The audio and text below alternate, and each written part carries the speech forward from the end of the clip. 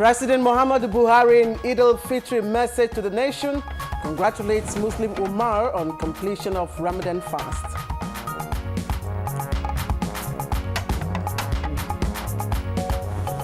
Bomb explosions rock Gombe, but new Chief of Army Staff states his resolve to rebuild the reputation of the armed forces.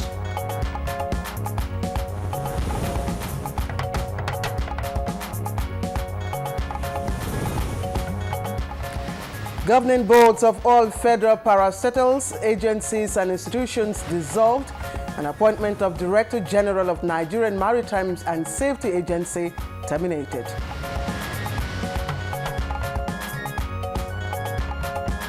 And as the world celebrates Eid al-Fitr, how can Nigeria benefit from the lessons of the month of Ramadan?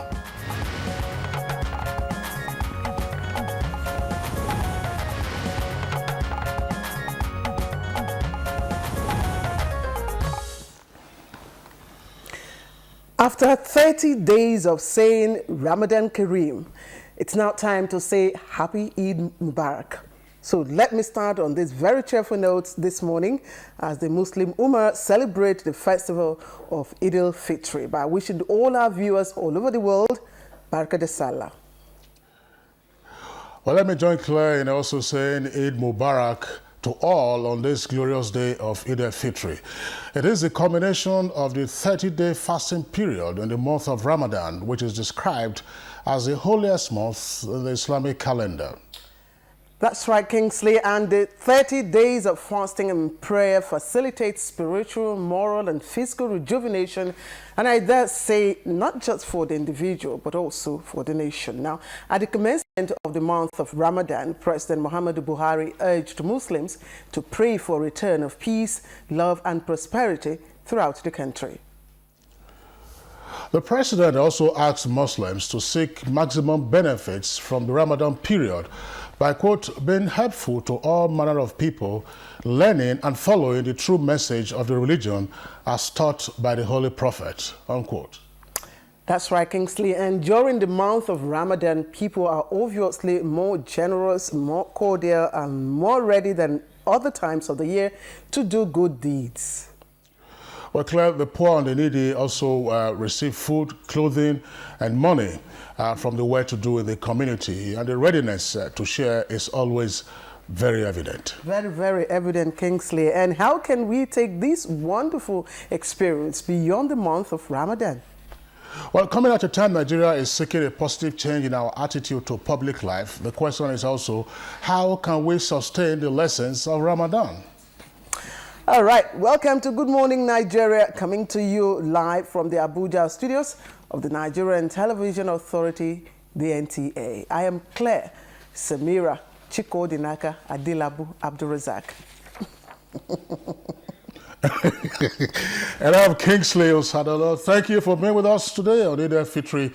And it's Good Morning Nigeria, as Claire said, wherever you're watching us from around the world. You are live on the network service of the Nigerian Television Authority. We are here in the headquarters studios in Abuja. In the course of the program, we have a cocktail of discussion and other packages. This will include business, newspaper review, foreign, and entertainment. Claire. Of course, Kingsley Asari Osadolo. That's your new name now, beginning from today. We will begin with the morning news with Stella Nameti as our Uncle Stella. Compliments of the season and happy Eid Mubarak. I don't want Kingsley to react. News. President Muhammadu Buhari has congratulated the Muslim Ummah for successfully completing the Ramadan fast in keeping faith with the Islamic injunction and urges them to accept its key lessons of self-denial and sacrifice. This, he says, will serve Nigeria well and as the country strives to overcome its present challenges and accelerate the pace of national development.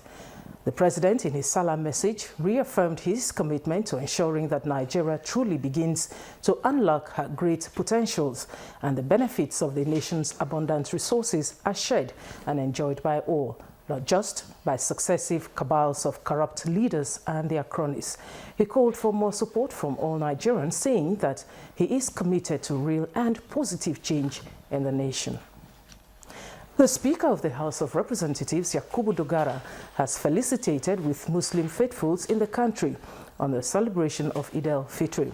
In a statement issued by his Special Advisor on Media and Public Affairs, Turaki Hassan, the speaker called on all Nigerians not to relent in prayers for the peace, unity and development of Nigeria.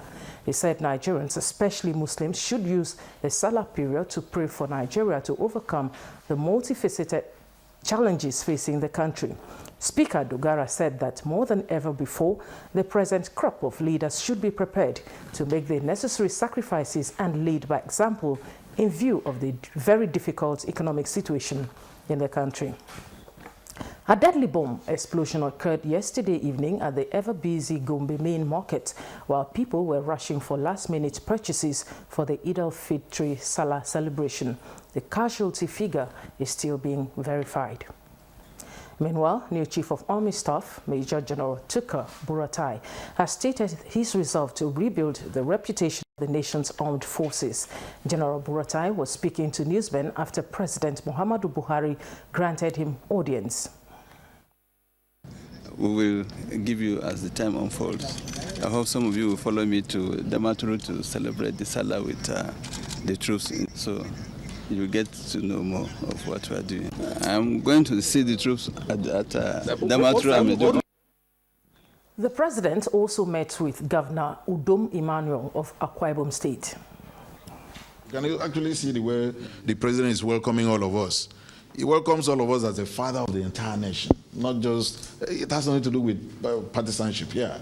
It's purely about the people, because you see, the nation is about the people, governance is about the people, democracy is about the people. So we are just focusing on one project. I think that's why you see us flow in this manner.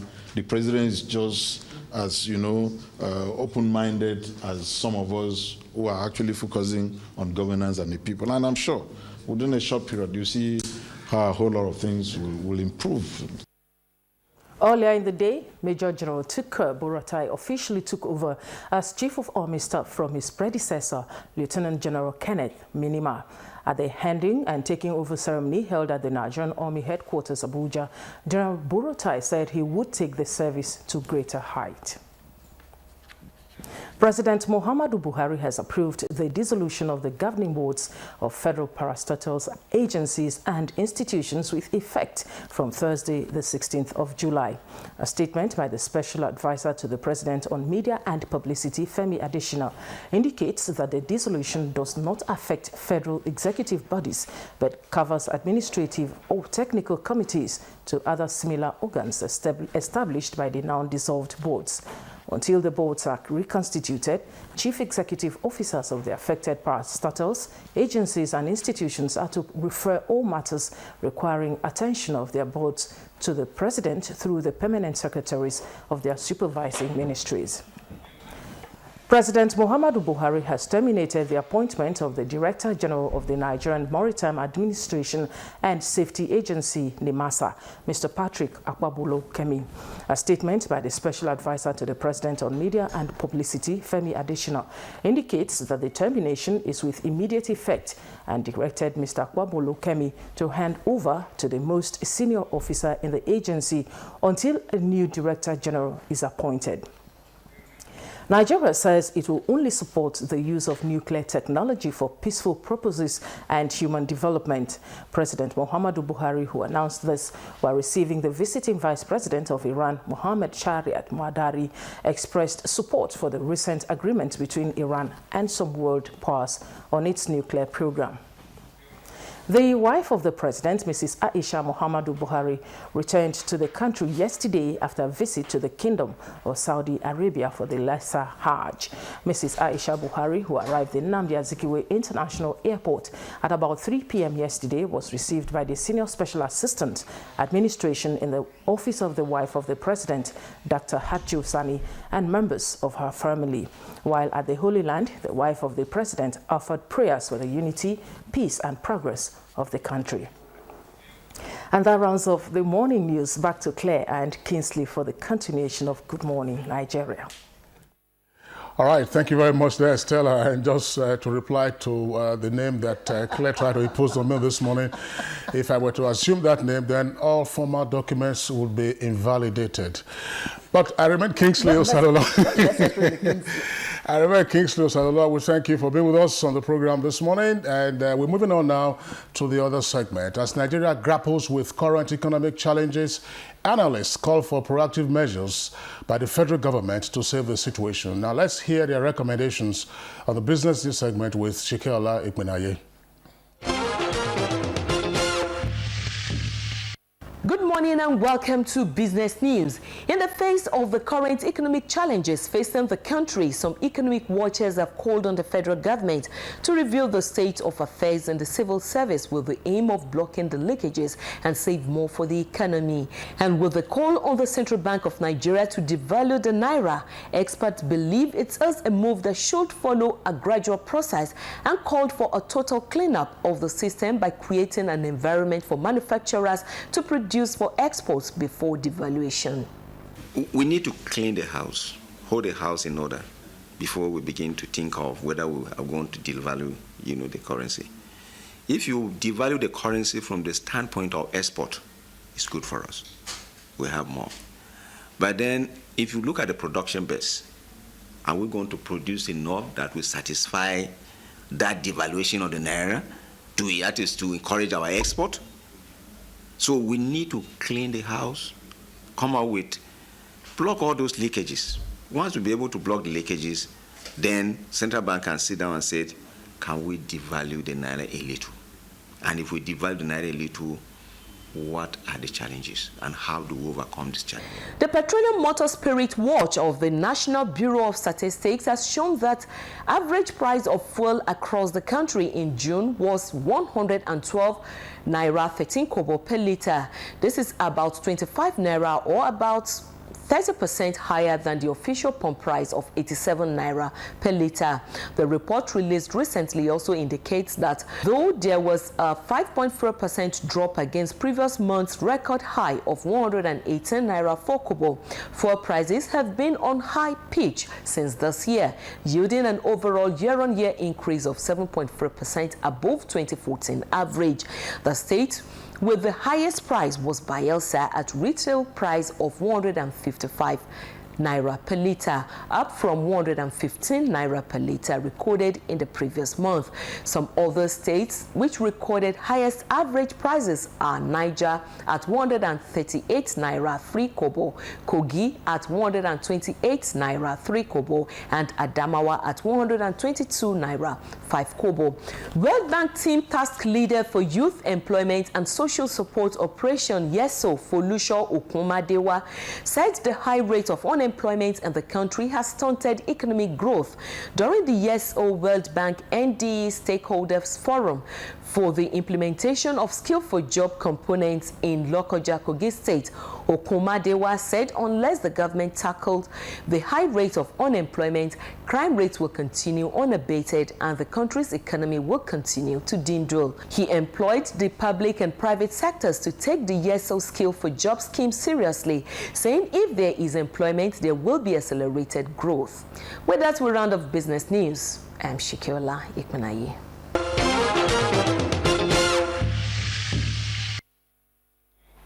Thank you, Shikeola Ikmenaye, bringing us business news this morning. And now, up next will be the newspaper review. Stay with us.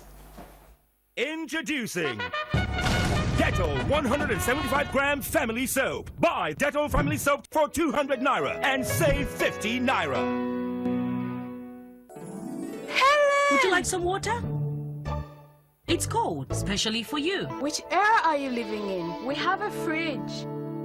When everything else in your house is from the present, then why are your toilet cleaning methods from the past? Harpic all-in-one for you. Compared to other toilet cleaners, Harpic removes top stains, kills all germs, and removes bad odors. For a shining clean and fresh toilet. Wow. You should also take the Harpic all-in-one challenge. The Dettol and Ministry of Health team is visiting schools to teach children how to protect themselves from diseases. Do you know what germs are? They are tiny, harmful, living things that you pick up from dirty surfaces. These germs can make you ill and prevent you from doing all the things you like to do with friends. That's why you need to fight them by washing your hands regularly with Dettol soap. Mom, today we learned how to fight germs with Dettol soap.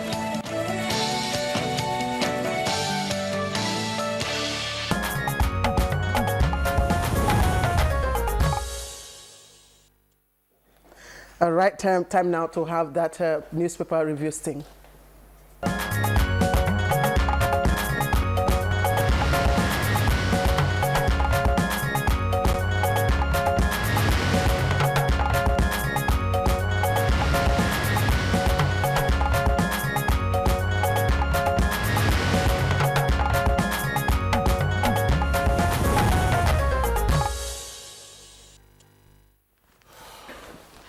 All right, Bayo Atoyobi, welcome to this special edition of the review of our newspapers. Baraka Salah. Thank you, Kingsley.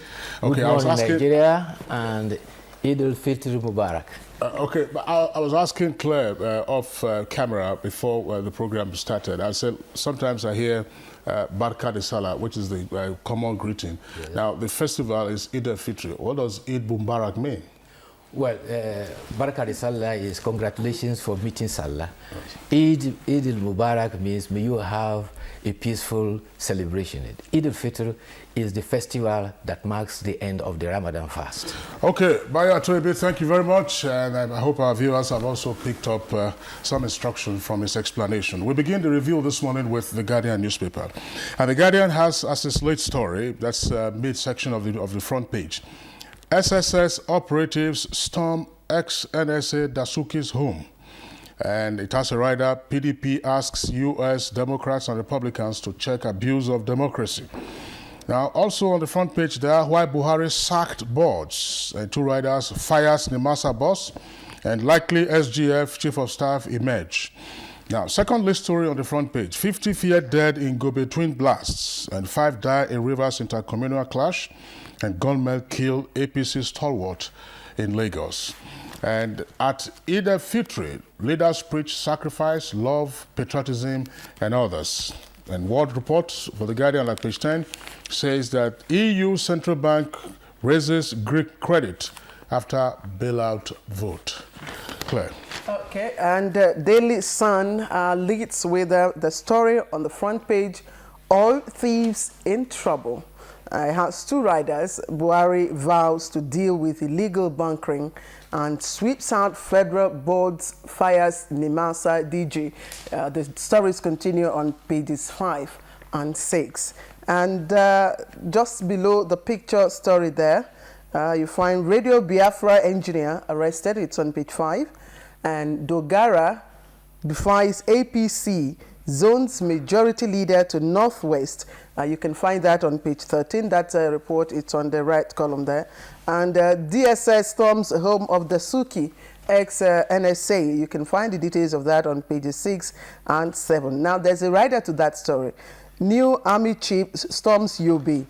Boko Haram hits Gombe market and scores killed. Now, Eid al-Fitr, Buhari, Atiku, Kalu, others felicitate with Muslims. You can find all about this on page 5. Kingsley. All right, Claire, just before I move on to our next paper, which is The Nation, let's take this story. This two headlines actually from page 5 of The Guardian newspaper. I didn't discuss Jonathan with Buhari, says Anyoko. Anyoko, of course, Chief Emeka Anyoko is the former Secretary General of the Commonwealth. And also on page 5 of The Guardian, electricity generation hits 4,656 megawatts. These are stories of the inside pages of The Guardian. Now to the front page of The Nation newspaper. Above the name flag of The Nation, INEC releases timetable for Katsina by-election. Unity Bank Board sends MD on compulsory leave. And Yaradua's former advisor, Abaji, defects to APC. Salah, that's the kicker. Borno Yobe close boundaries to travelers. And also there, that's on page 4 in greater detail, but promoted on the front page, Buhari sacks Nimasa boss and others.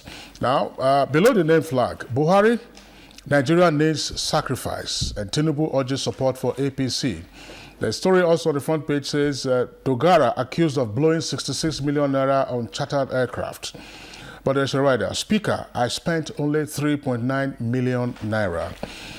50 killed, several injured in Gombe blast. Details on page 61, and equities gained 51 billion naira. The lead story, of course, is similar to what we read earlier from The Guardian. Seized $15 million and others. DSS set to grill ex-NSA Dasuki. And operatives lay siege to residents and ex-service chiefs under watch. Also there on the front page, you see the photograph of the new acting chief of army staff.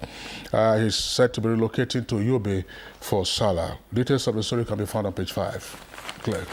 Okay, and Daily Trust leads with the story, Buhari dissolves boards of parastatals agencies and fires Nimasa boss. That's the lead story on the front page there. It's right there on the screen. And it's Salah, the picture story there, the chicken seller at Kubwa Village Market in Abuja yesterday. Kingsley, of course, and by this is what we call the small Salah, and this Salah, rams and not necessarily slaughtered, but you may do so if you have the means to do that. Yes, but mostly it's chicken that is slaughtered. Oh, all right, that's fair enough. All right, that's the story I have on Daily Trust. There are other trending stories at the bottom. Dozens feared killed in Gombe market blast, and Dogara writes Oyegun cedes House leader post to Northwest, and FG retains subsidy for another 3 months. That's the story on the Daily Trust. All right, let's take the Leadership Friday. Leadership Friday has his lead story. They say DSS arrests ex-NSA Dasuki in Abuja. But Bayo, the earlier one we read, said that the operatives laid siege to his residence. But leadership is certain that DSS have arrested NSA Dasuki in Abuja. Now, just above that, 3 headlines. Ex-soldier gets life sentence for raping and infecting stepdaughter with HIV. Details of the story can be found on page 60. I'm not too slow. PMB replies critics. That's President Muhammadu Buhari replies critics. Details again on page 6. And reflect on Ramadan lessons Sultan tells Muslims. Details on page 12. Now, there's a front page photograph published on the front page of Leadership, and it says Bangladeshi travelers cram onto a train on the way to their villages to celebrate the Muslim festival of Eid al-Fitr. And that was yesterday. You can see how crowded the train is, and that is in Bangladesh. Now, below is a special report. Below, that's at the foot of the front page of Leadership, is a special report on inhabited estates. Billion naira properties rotting away in Abuja.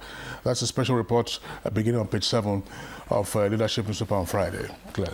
Just to draw attention of the viewers to the inside page of the Daily Trust. It's not on the screen. It's on, of course, the latest development in Greece. Europe has decided to restore funding to Greece after taking a vote on the bailouts there, and it's right on the inside page. And then FG raises 44 billion naira in bonds at higher yields. It's also on the business page there. And Nigeria can't avoid devaluation. That's coming from ratings and, of course, the rating agency Standard & Poor's, S&P. It's on the inside page of the Daily Trust on page 25. Just to point out these stories, Kingsley and Bayo. That's right. Bayo, I think we're coming to you, but let me take this story very briefly from page 13 of Leadership. Page 13 of Leadership. It has a headline. 182,000 Nigerians die annually from untreated pain.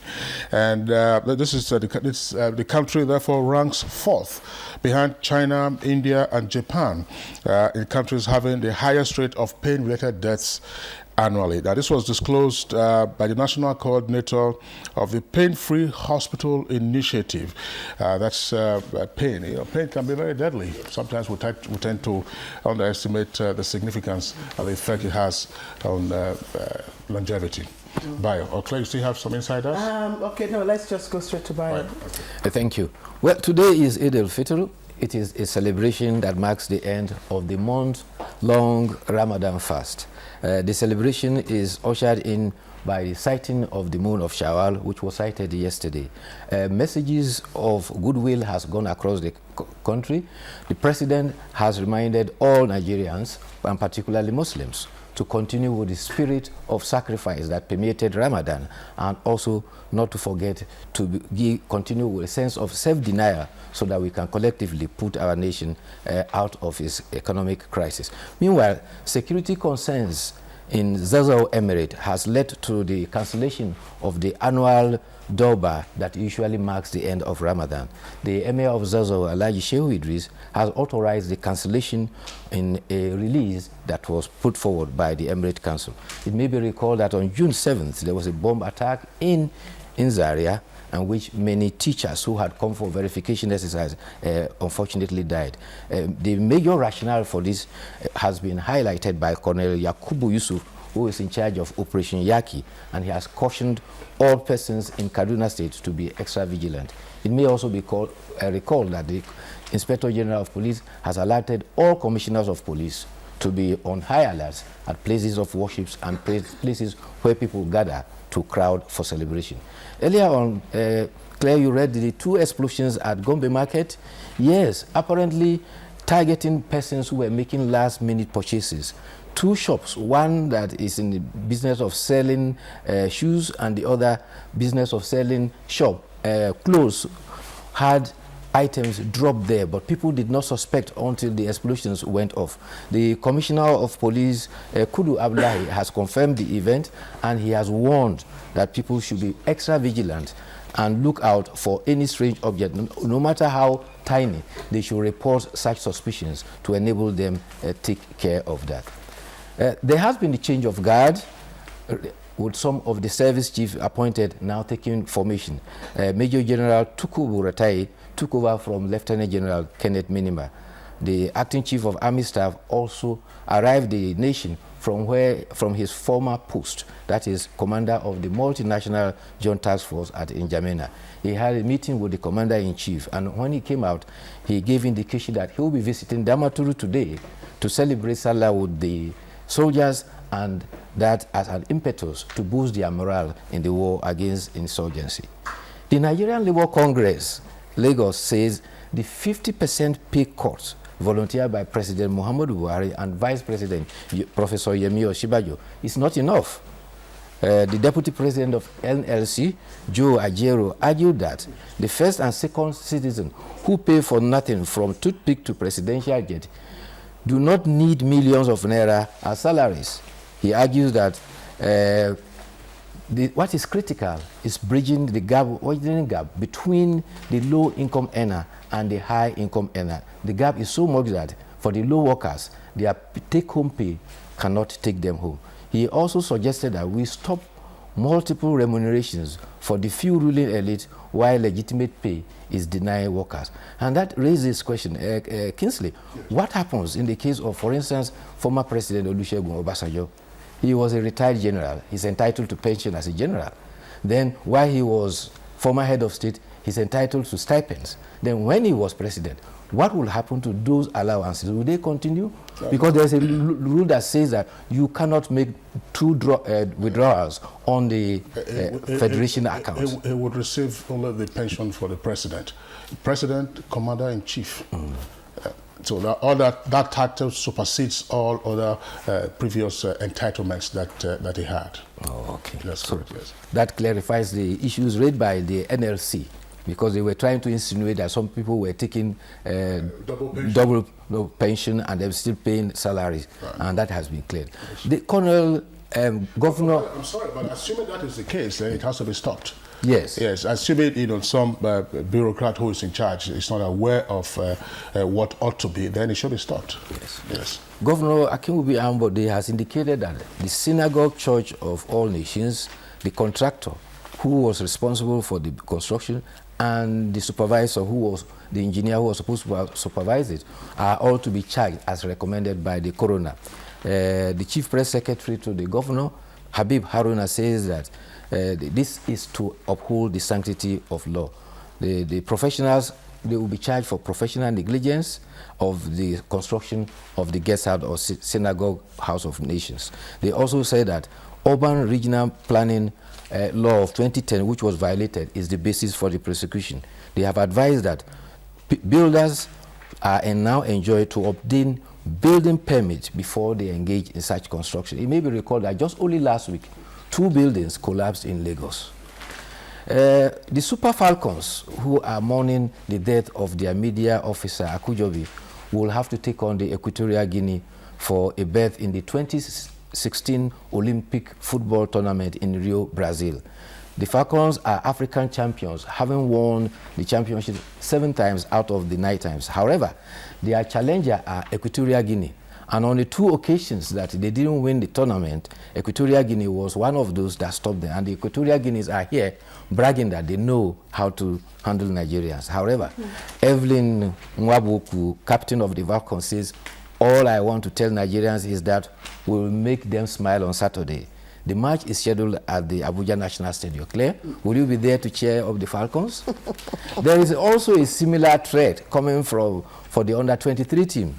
Our Olympic team is set to take on Congolese counterpart at Port Harcourt on Sunday. It is for one of the African berths at the Rio Olympics in 2016. Claude Leroy, you remember him? He's the Congolese coach who stopped the Super Eagles from qualifying for AFCON in 2015. And he's boasting again that he is here to do it again.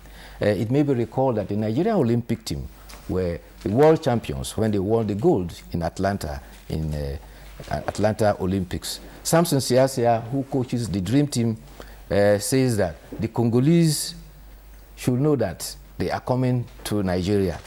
And you don't dare Nigeria, particularly when you are going to the next of the Eagles.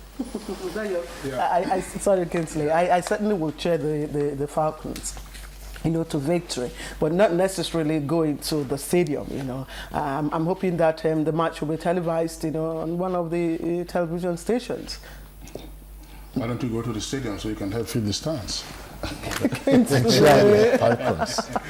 I'll say, Bayo, there's something that probably we need to point out. The new service chiefs who were appointed in acting capacity. Yes. If you recall, it took some public interest litigation before the service chiefs who just exited went before the Senate for their confirmation hearings. But in this case, they have not had a confirmation. But they've been referred to as service chiefs. But certainly it will be the case that they would appear at some point before the Senate, and then of course once they are confirmed, then they take on their full designation. In the meantime, I think it's proper to refer to them as acting service chiefs, so that the legislature doesn't then pick up the gauntlet and say, act in vain. Yes, you acted in vain, you're undermining the legislature, and so on and so forth. Although there's a critical point, I have thought about this. I said to myself, look, the country is virtually at war, as it were, with Boko Haram, and the commander-in-chief needed to make, as it were, drastic changes in the command of the armed forces. So what do? In the meantime, the legislature is on vacation. Yeah, so. Well, you will recall that there was even a tweet by the Senate President that, in fact, the Commander-in-Chief did not require the approval of the Senate to appoint service chiefs. And the Press Secretary was quickly to provide a clarification that based on that litigation that you referred to, it was all right, and the Senate will be ready at any point in time to confirm the service chief so appointed. Also, until that confirmation is actually obtained, their title will be acting subject to the confirmation of the Senate. Okay. Bayo Atoyebe, we would like to thank you. We do hope you enjoy your Eid al-Fitr celebrations. Yes, I shall try to. All right, this is Good Morning Nigeria on the network service of the Nigerian Television Authority. We're taking a break now. When we return, our principal item for discussion this morning, lessons of Ramadan. A hectic lifestyle or overeating can cause a burning pain in your chest. That's heartburn. Take Gaviscon. One dose relieves in 3 minutes to soothe the pain of heartburn. It goes straight to the source to work for hours, providing long-lasting relief. That's why I recommend Gaviscon. I recommend Gaviscon. Gaviscon, fast relief you can actually feel. If symptoms persist after 3 days, consult your doctor. The Dettol and Ministry of Health team is visiting schools to teach children how to protect themselves from diseases. Do you know what germs are? They are tiny, harmful, living things that you pick up from dirty surfaces. These germs can make you ill and prevent you from doing all the things you like to do with friends. That's why you need to fight them by washing your hands regularly with Dettol soap. Mom, today we learned how to fight germs with Dettol soap.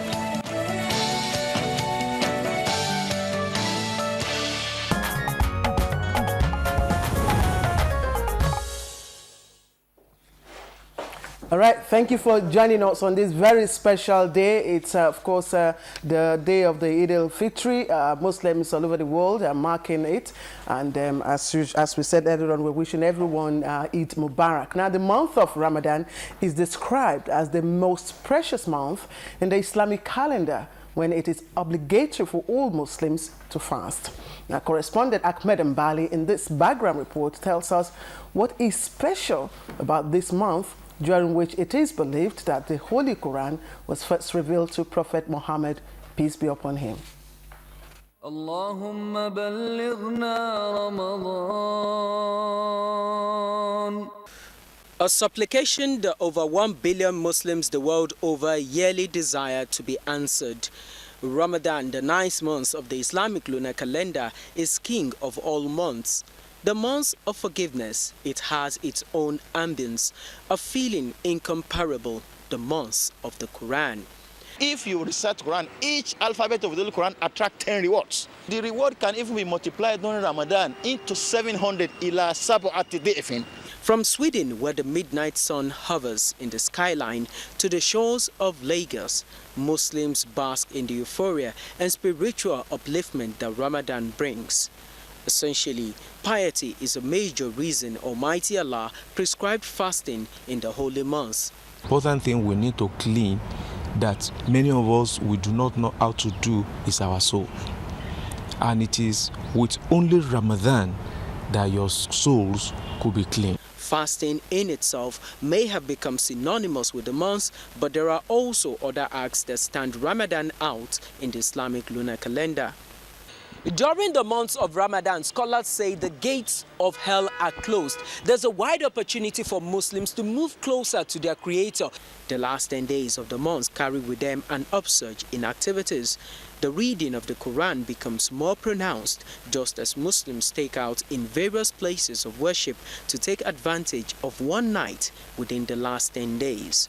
And then there is the matter of Zakat al-Fitr. Now Ramadan is gone, that hospitality must continue. That simplicity must continue. That humbleness must continue. There is a slogan going on all over the country that we need what? Change. Now, how are we going to maintain that change? That change must continue in every atmosphere of life in Nigeria. Patience, endurance, perseverance is very, very important. Most of we Nigerians, we are short patient.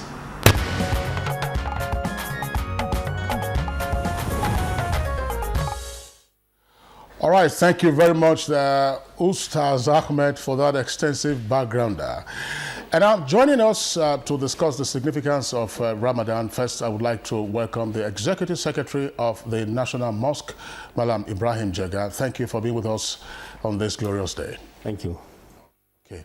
And also in the studios with us here in Abuja is Al-Hada Rashida Lawal, immediate past Admiral Nawaruddin. And she is also at present the Education Board Coordinator of the Islamic Green Club. Al-Hada, welcome to Good Morning Nigeria. Good morning, sir. Okay. And from our Lagos Network Center, we've been joined now by Mr. Kamil Kalejaye, who's President of the Lagos Area Unit of the Muslim Student Society of Nigeria. You're welcome to the program. Morning. Morning. All right, Claire, you pop the first question. Thank you, Kingsley. And of course, Amira means chair lady or chairperson. That's a title. So thank you, lady and gentlemen, for joining us on this program. Now, Malam Ibrahim, let me quickly start with you. And there is a quote from the Quran which says, during Ramadan, every part of the body must be restrained. The tongue must be restrained from backbiting and gossip. The eyes must restrain themselves from looking at unlawful things. Now, and the hand must not touch or take anything that does not belong to it. The ears must restrain or refrain from listening to idle talk or obscene words. The feet must refrain from going to sinful places. Obviously, this is not just restricted to the month of Ramadan. How can we extend these beyond the month of Ramadan?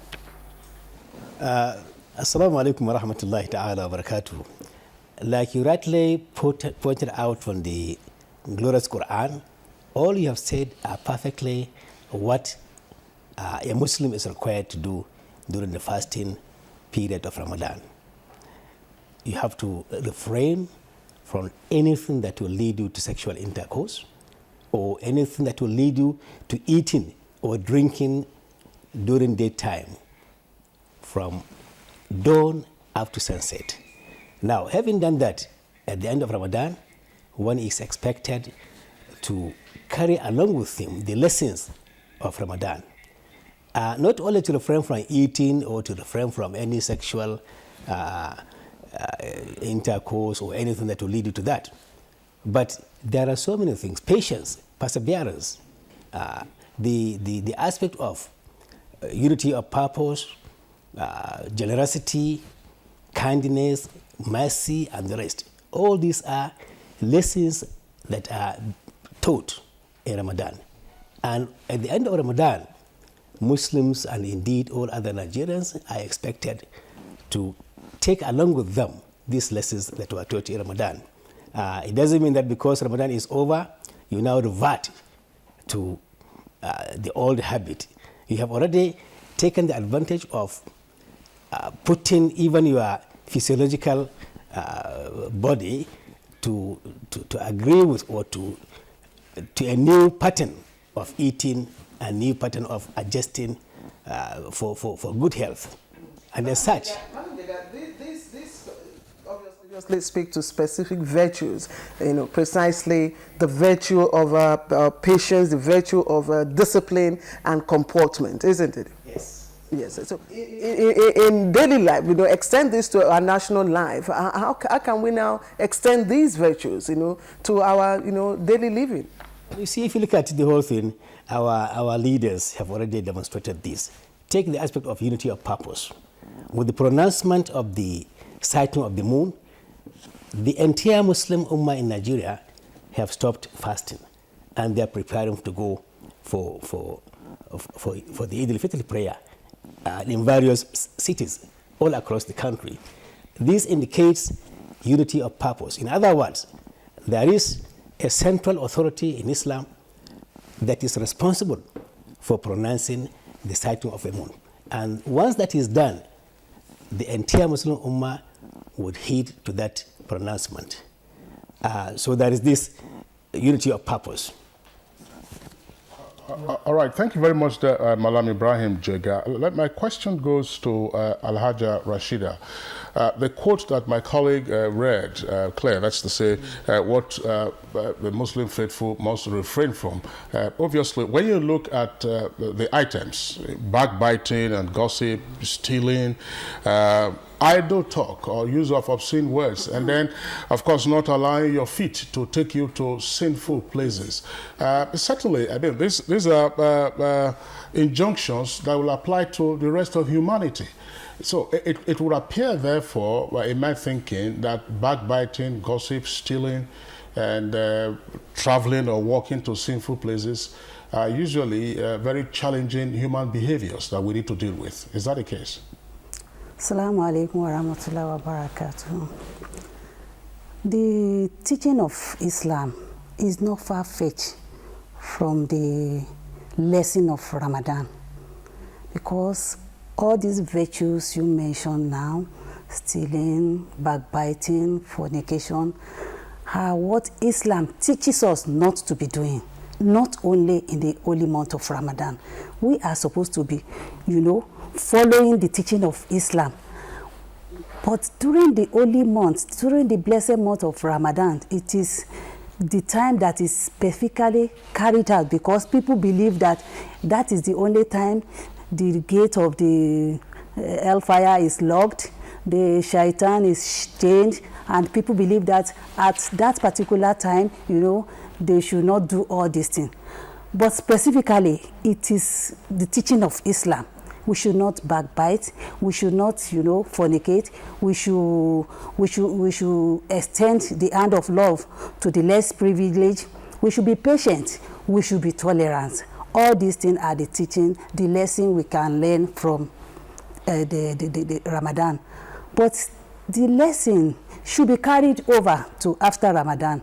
It shouldn't stop at the end of Ramadan. We should carry it over, because when you look at tolerance, we mean, when you tolerate people, you carry people along with you, and there will be unity of purpose. During Ramadan, we feed together, we do iftar together, we do sahur together. This should continue until after Ramadan, and this will help our nation to a greater height. When you look at this issue of Boko Haram here and there, it is something that is in Islam. It is something that is forbidden in our faith. So anybody that has stopped doing it, even during the month of Ramadan, should not go back to such thing after the month of Ramadan. Okay, thank you, Laja Rashida. And let's get to Lagos, where Mr. Kalijai is. Mr. Kalijai, a Muslim cleric once said that, the real purpose of fasting is to attain righteousness, and that a person who, undergoes hunger and thirst, but does not behave, righteously, has done, nothing. So, what, in your opinion, would amount to righteous or unrighteous behavior in this context? Rahim. According to Quran 2 verse 186, the essence of Ramadan is to attain right conduct. What is right conduct? Right conduct is complete obedience to the will of Allah subhanahu wa ta'ala. All intentions of Allah subhanahu wa ta'ala, we follow it. Whatever it asks us not to do, we abstain from it. Those are the right conduct.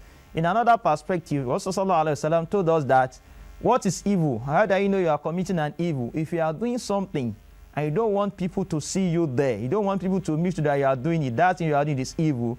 Or in other way, you are doing something, though people are seeing, but in your mind, you feel guilty. You are exercising anxiety internally within you that what you are doing is evil. Then you should not do it. The essence, we look at all the 5 pillars of Islam.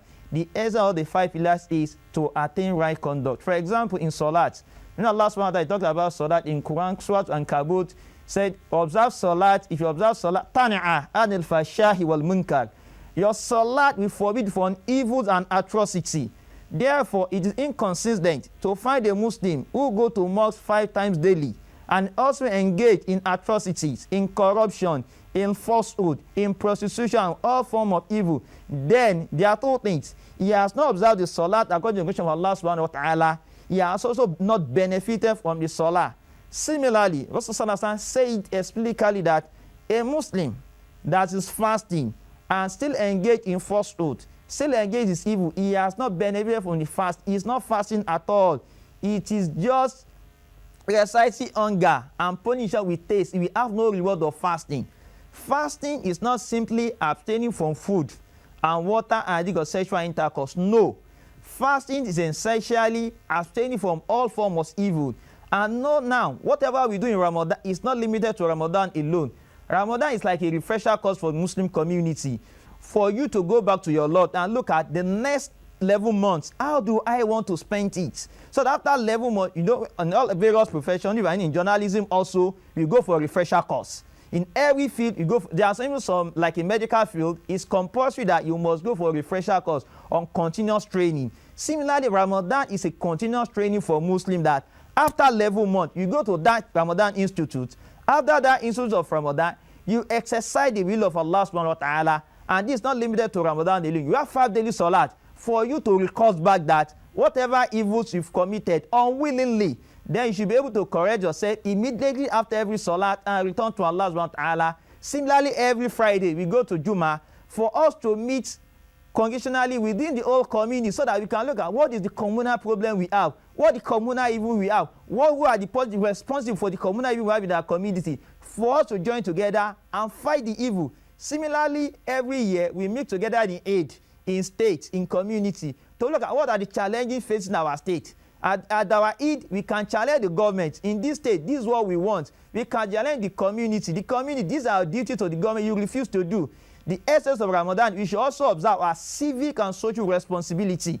If you fail in all this, we have not benefited from our Ramadan. You cannot say that you are fasting, and the traffic light said that stop, and then you are moving. Then you not benefited from the fast.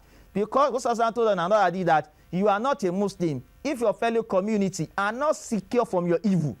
It is not limited to Ramadan. The statement of Musa is not limited to Ramadan alone. At every point in time, evils must not come out from you.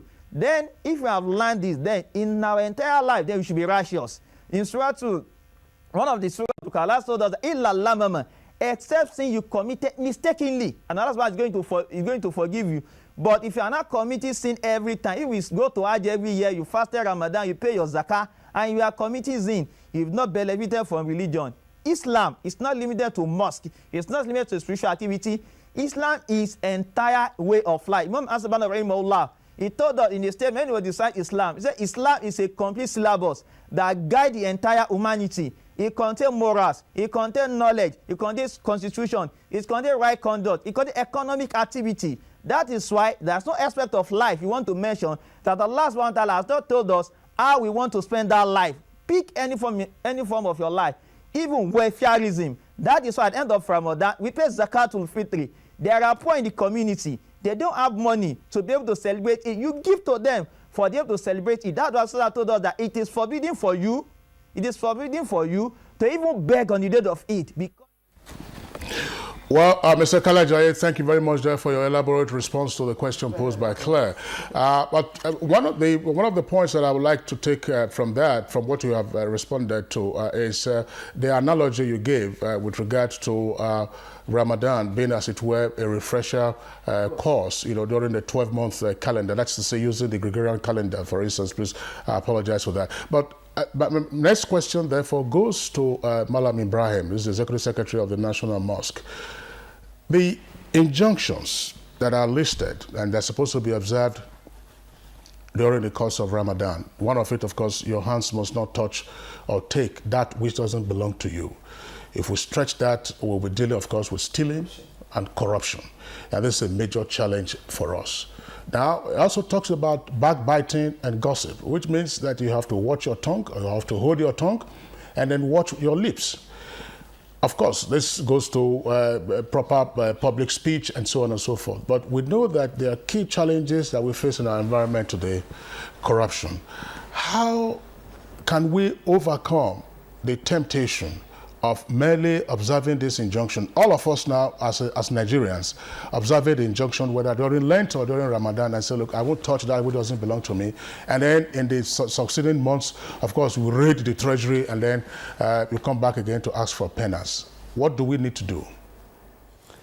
Well, like you rightly pointed out, there are two sides to this issue.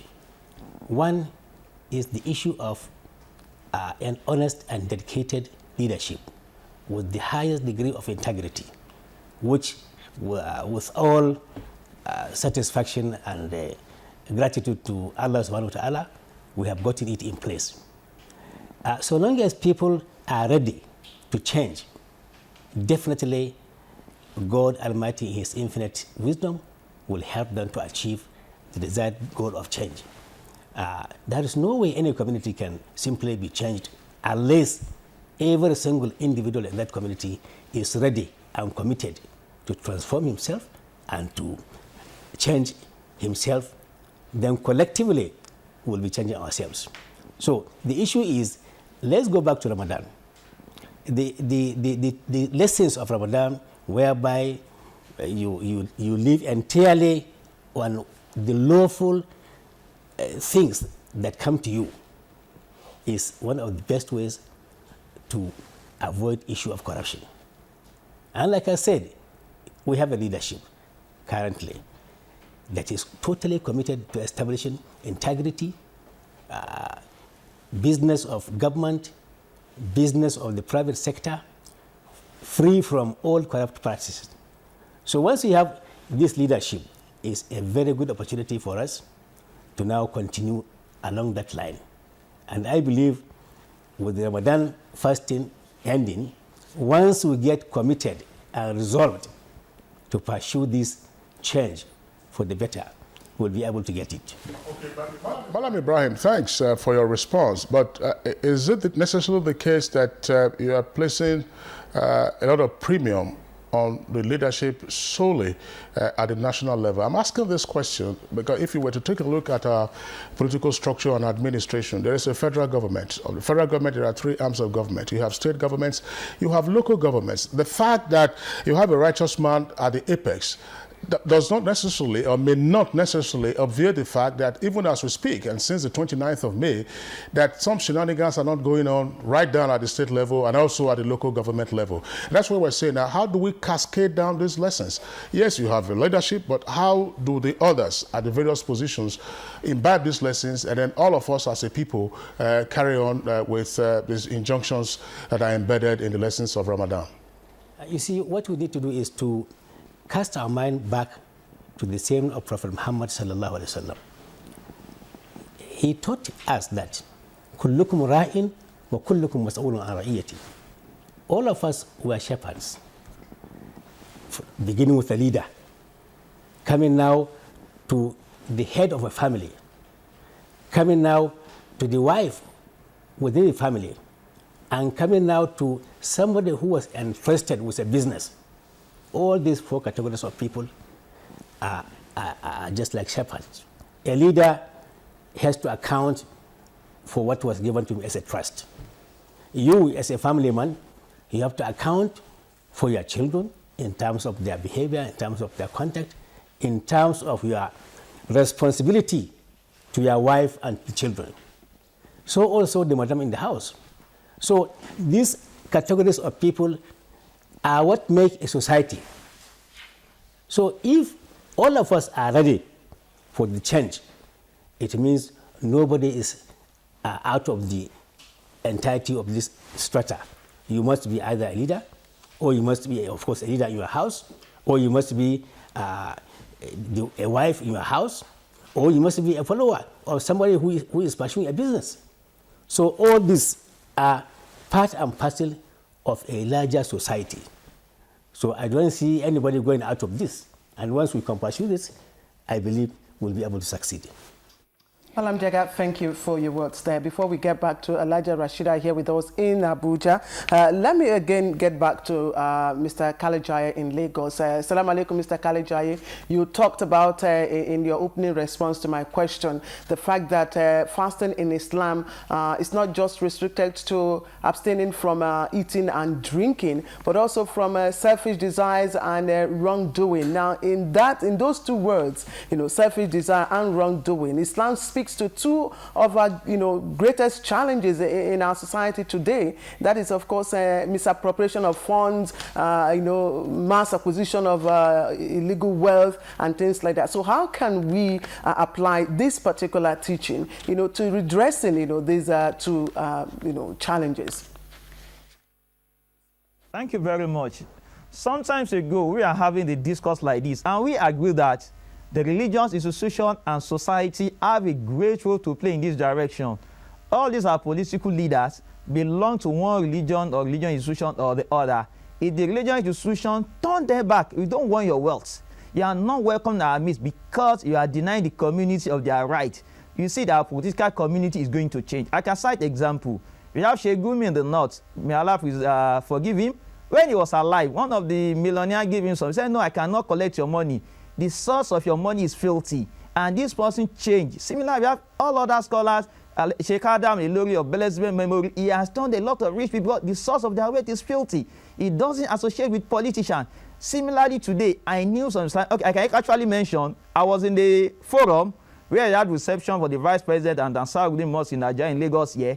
The president of Saudi, Alhaji Okinu, stated that during the electioneering, and said it was over 7 billion naira. They returned the money, they turned it down, that they are not part of the corruption in this community. So if every religious institution exercise similar behavior and turn down people of filthy source of income, or for people of not standard or moral character, we are going to see change in our community. The challenge we have in Nigeria is when we leave our religious community, either mosques or churches, we do something else. When we come to the church or the mosque, we behave the other way. The religious users have a great role to play in this direction. And similarly, our individual, we need to exercise our civic duties and responsibility. If we're able to do that, that is when we can question the government that you are not giving you a right. But today, most of us are not fulfilling our civic responsibility. So also the government are not responsible to us. During the last election in my community, they were distributing recharge card of 100 naira or 200 naira to vote for one candidate or the other. And people were collecting this 100 naira and 200 naira to sell their future. Once the politicians do this during electioneering, what do you expect from them? What do you expect from them after the election to keep back today? We said that we have satisfied during the electioneering. So those are the challenges that we have. The religious institution and need to have a role to play for the reconstruction of the country. Similarly, the general citizen need to feel that civil and social responsibility so that they can question our leaders and political appointees. Thank you, Mr. Kalejaye. Thank you for your response. Alhaja Rashida, I know that you know, Islam, it's like you said, it's a way of life. It's not a law court or reformation, you know, home. But is there a way that we can use Islam, you know, the teachings of Islam, the teachings of our religion, to refrain or to, you know, deter our people, our leaders, you know, from committing some of these crimes that we have enumerated? How can, you know, is there a kind of punishment, you know, that should be meted out to any of our members, you know, of our followers, you know, who indulge in these crimes? Thank you, Auntie Clay. You know, when we talk about injunction in Islam, there are certain principles we need to follow right from our homes. We need to rebuild our value. We need to rebuild our ethics. We need to, you know, the change will have to start from everybody's home. If the change starts from home, it will definitely get there. In a situation whereby people will say it's only during Ramadan they will not steal money in the office. It's only during Ramadan you will not collect what does not belong to you. It goes beyond that. When you look at in Surah Al-Baqarah, it said, "Oh, you believe, fast as you have seen the people before you fasting to prevent yourself from evil things." It's not only during Ramadan we should prevent evil things. When you take something that does not belong to you, you are doing evil. And if you do evil thing, one will be punished for that. So it's not only during Ramadan we should be thinking of how to preserve ourselves, how to present ourselves to the public. The change must start from individual. We must rebuild the change in our children. We must let them know that this is not good, what you are doing is not good, and you know, build their integrity right from home. When you do that, by the time these children will grow up, we will see the change influencing on other people out there. But because from the base, the thing is being, you know, corrupt. That is why we are looking at it as if it's something that we could not control now. Okay, Alhaji Rashida, thanks. You've already spoken to an aspect that is required, in other words, socialization at an early stage. But here we are, as a nation, we know our immense challenges. And as you rightly said, if we're unable to deal with these challenges, it might, you know, continue to linger. How, in your opinion, can we utilize, you know, the lessons of this season to begin to reform our behavior? If we lost it, you know, at childhood, you know, or in adolescence, now we're adults, and then the adults are all misbehaving. Christian, Muslim, you know, animists, you know, traditional religious practitioners, everybody's misbehaving, virtually so. What do we then need to do Do we need, some scaremongering? Do we need some shock therapy? Yes. Well, I think I'm going to talk on two of the lessons of Islam. Yes. Tolerance and patience. If you are patient, we will achieve a lot in this nation. Most of the problem we have is that people are not patient. People are always in a hurry to do things. That patience go a long way in helping our situation in the country. And tolerance, Islam speaks about tolerance. If you tolerate people, you will not even see, even if they are doing something wrong, you may not, you'll be able to, adapt them and, talk to them and you in a way to correct them. So if you are patient, we will get there. It may be far, but it is very close. With patience, we can cope many things. Like now, with the transition system in the country now, people are already complaining. Ministerial list is not out, this is not. We need to be patient so that we will not start on the wrong path again. Those are one of the problem we have. But in case of tolerance too, during Ramadan, you will see people, going for iftar, mingling with each other. Somebody from the south, somebody from the north, there won't be any problem. But immediately after Ramadan, you will see them, segregating again.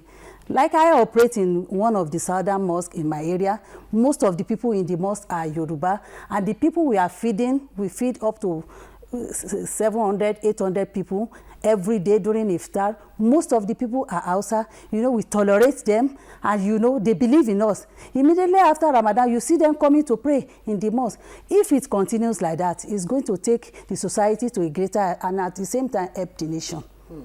All right, Ajia Rashida, thank you for your response. Now, let's get back to Malam Ibrahim Jega. Malam Ibrahim Jega,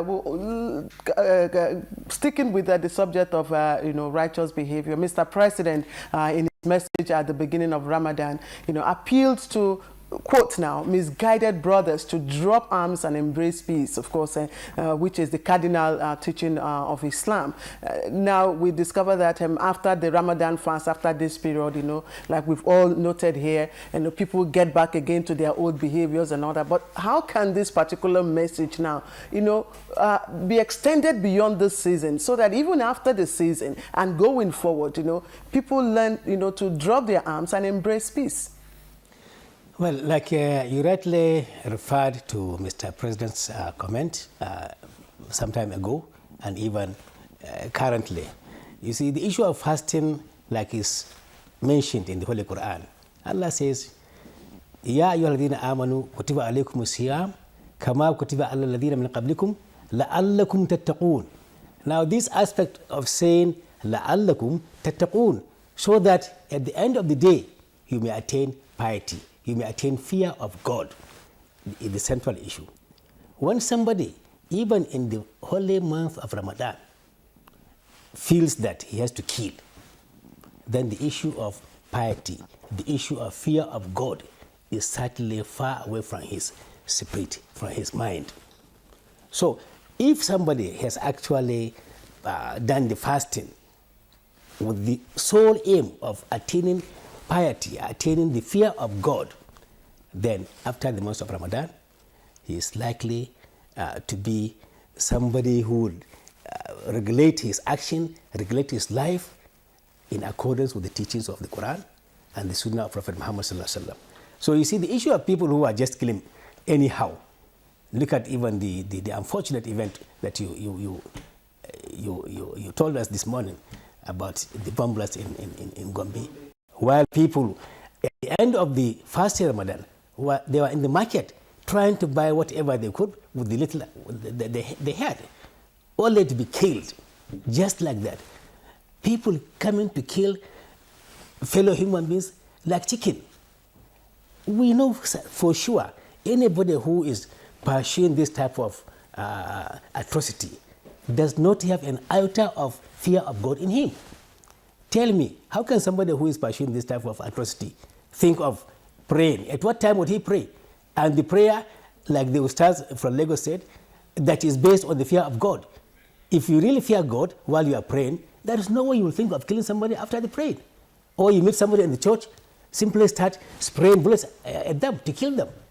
So the whole thing is centered on, like Allah says, لَعَلَّكُمْ تَتَّقُونَ, so that you will attain piety, so that you will attain fear of God. It's not just enough for people to abstain from eating, abstain from drinking, abstain from sexual intercourse and the rest, without putting in them the fundamental objective of what they are doing. Ibrahim, thank you very much there for your response. My question, which is actually a follow-up on your response, goes to Kale Jaye at our Lagos Network Center. Well, during the month of Ramadan, there were all kinds of there were reports of the unending atrocities by Boko Haram. And Boko Haram, on the one hand, had claimed that he was pursuing an Islamic agenda. But certainly, what has gone on now and in the past would seem to indicate otherwise. What lessons can we draw from this in terms of seeking to mobilize public support for the campaign against terror in our land? Thank you very much. I like the choice of what you used, that they claimed, the Boko Haram claimed they are Muslim. I want to emphasize and declare that the Boko Haram or whoever commits such, involves such act are not Muslim. Even if they observe fast and they pray and they claim and they shout they are Muslim, they are not Muslim. Because their handiwork does not represent Islam. Their handiwork go against the teachings of Allah subhanahu wa ta'ala, that you shall not kill a fellow human being, either Muslims or non-Muslims, you shall not kill them. Even in the state of war, Islam have rules of engagement. One of the you must not harm or kill women. You must not harm or kill children. You must not harm or kill civilians. Those who did not engage in war with you, you must not kill them. It's against the principle for war in Islam. Now they are killing market people. Now they are bombing mosques, they are bombing churches. Then they are not Muslim. If you look at the case, for example, the Palestine-Israeli crisis, that's why the fight between Israel and Palestine, the Palestinians, Hamas or whatever, they don't kill non-Israeli soldiers. They only kill Israeli soldiers because they try to say that, okay, this is the rule of engaged Islam. They want to use it in their national fight. That's why the fight is a national fight. So similarly, that's the fault that the Boko Haram and such, they are not Muslim. Coming back to your question, now for us to mobilize global support, I want to go back to the question given to Alaja Rashida, socialization. The basic social fabric of community is family. In all our social studies, we are taught family is the basic unit. It's the family, the father, the mother, and the children. The father and the mother engage in morality, in right conduct, and they tutor their words. We can ensure that our society will be free of Boko Haram and such atrocities. I can give you a case of something that happened this week. A 8-year-old boy in primary 3 collected script after their exam, and he was given, he scored 60 over 60. And he now looked at it. The boy found out that he missed 2 questions, and he took it to the teacher. Look at it, I missed these 2 questions, and the teacher wronged it and gave me 58 out of 60 marks. And he told his parents, the parents were very happy, and they were very proud of their child for being truthful. That's why the fact that his advantage. But some other family today, we can see parents engaging examination malpractice on behalf of their kids. They are the ones that are going to talk to machinery to sit for exam in behalf of their kids. They are the ones that are going to bribe lecturer on behalf of their kids, bribe jam on behalf of their kids. Then they are breeding these kids to become terrorists in future. Because these kids will somehow feel that I'm entitled to this, either in a wrong way, either in a right way. That's the first thing we need to do. We need to rebuild our social fabric institution, our family institution in Nigeria. We need to rebuild it. And the other things we need to do is each ourselves, we need to change. We need to be a change agent individually, not by government alone, not by leadership alone. Me as a Nigerian citizen, I must be sure that all my conduct are right conduct. I'm ensure that no evil come away from me to the others.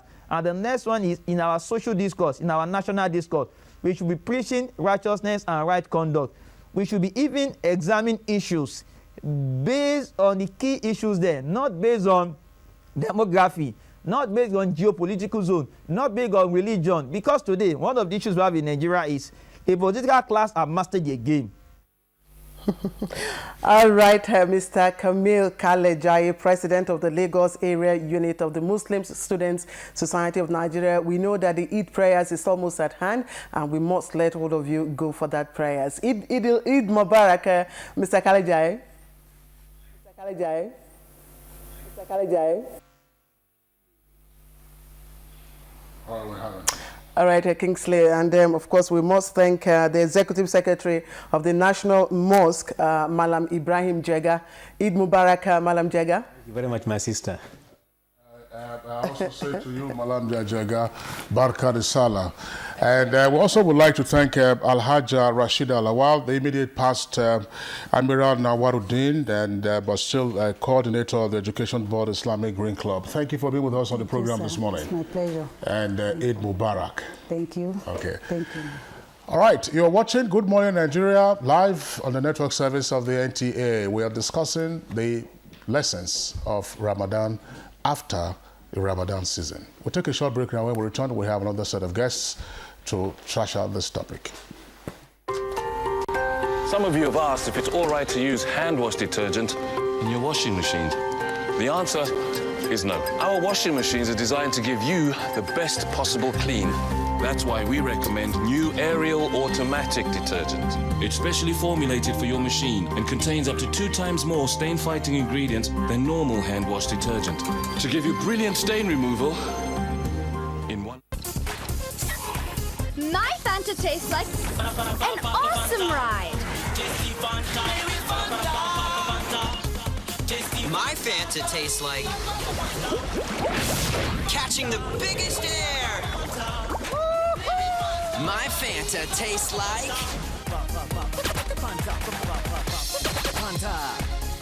Fantastic! So what does Fanta taste like to you? Grab your Fanta flavor today. Introducing Dettol 175-gram family soap. Buy Dettol family soap for 200 naira and save 50 naira.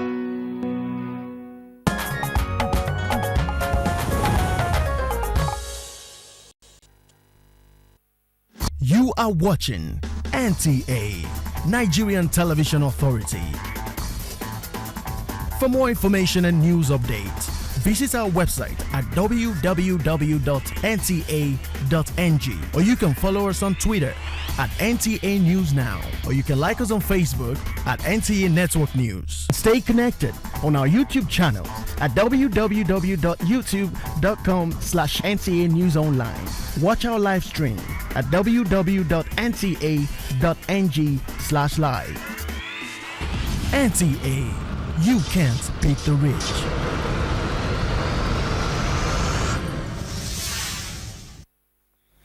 Right, thank you for rejoining us again. You're watching Good Morning Nigeria from the network service of the Nigerian Television Authority, Abuja, and we're discussing sustaining the lessons of Ramadan for national renewal. We're now being joined by another set of guests. First is Reverend Father Joseph Mali, a Catholic priest, an adjunct professor and chaplain at Bard College in New York. Thank you very much for joining us, Reverend Father. Thanks for having me. Also with us here in the studio is Malam Buhari Mohammed Bello Jega, no relation to the Alhaji Ibrahim Jega that just left us a while ago. This Jega is a youth development advocate with the Center for Political Research, Education and Development. Thank you very much for joining us. Thank you very much. Kingsley. All right, so we had a first Jega, Claire. Let's begin with the Reverend Father. Father, you know, fasting is a spiritual practice to be found in virtually all religions. What are the practical values, in your opinion, that we can derive from this rigorous practice so that we apply it to our national life? The essence of fasting is self-discipline. We discipline ourselves because we want to grow first as individuals and then to build a good society. What good is abstaining from food? What good is abstaining from water if we live in a corrupt society and we do harm to each other? We must learn to translate into action the values of fasting and the principles of our religion. It is this application that, to me, is the most important aspect of religion. Theory without practice is a waste of time.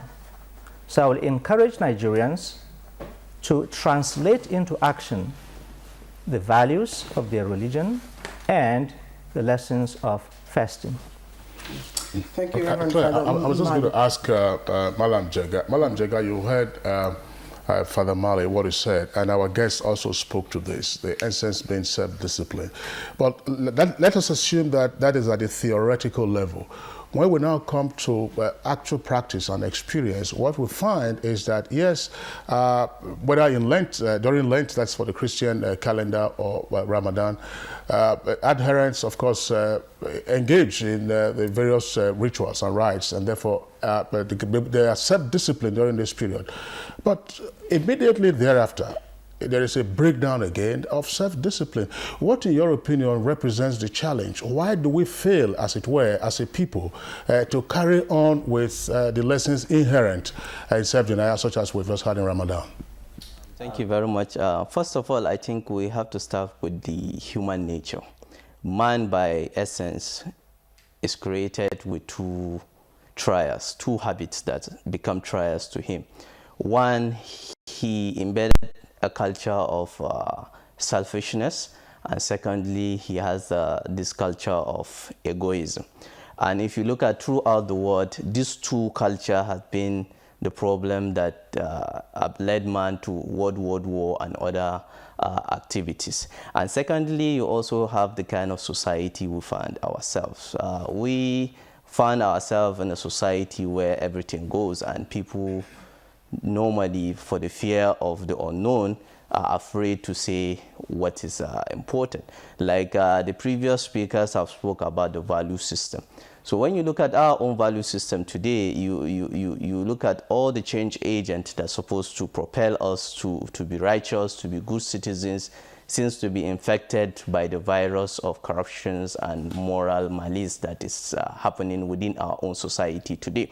If you pick the religious organizations today, they are more political than being more religion. You look at the school system today, and you look at the family system, it's totally broken. So when you have this kind of combination of the embedded culture of greed and egoism in man, and also look at the society that's supposed to shape the behavior of human beings, also having finding himself in a difficult circumstances, there is no way you find a society that can propel man to be.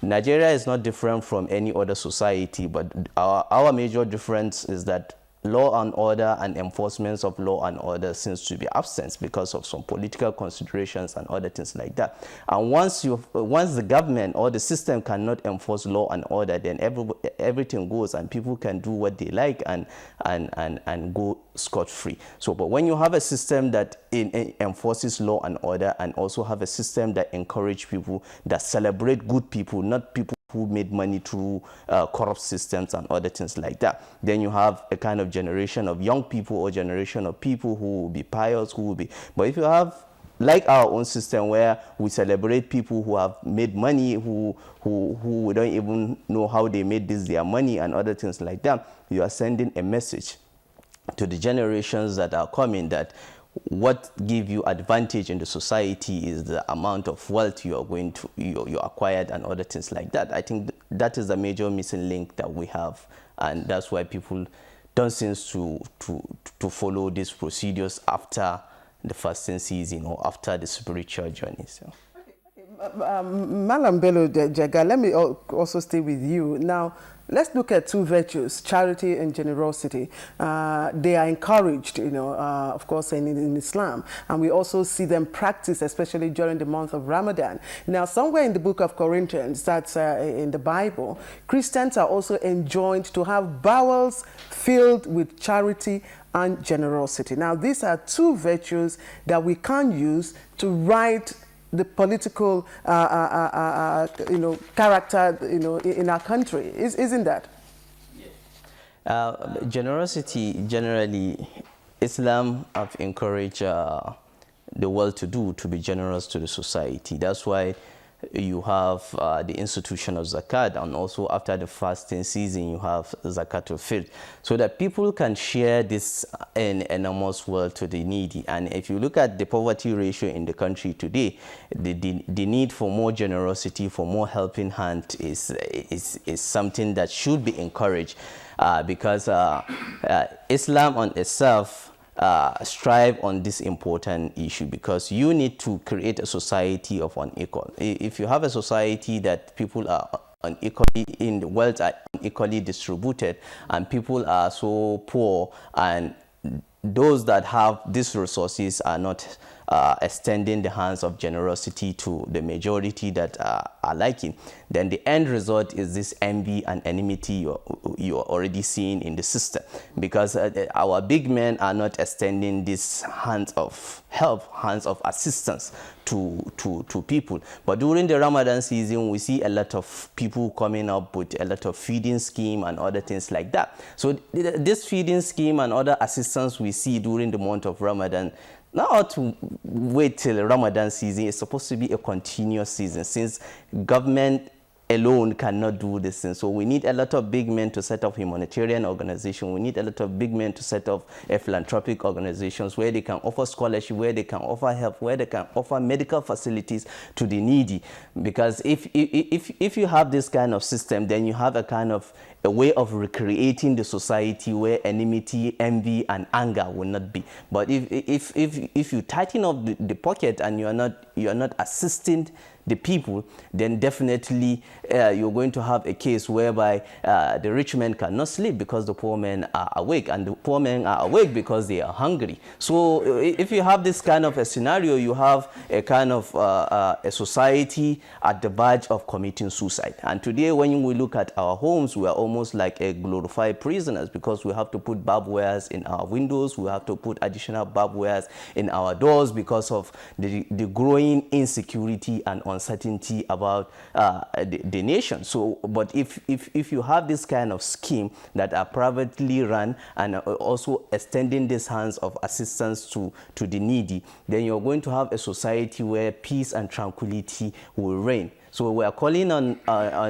our big men and our big men in Babariga and Sut to extend these lessons of generosity they used to do in Ramadan to after Ramadan, and also see the children of the poor as like their own children, that they are spending millions in foreign countries, to also educate them, because education is key here.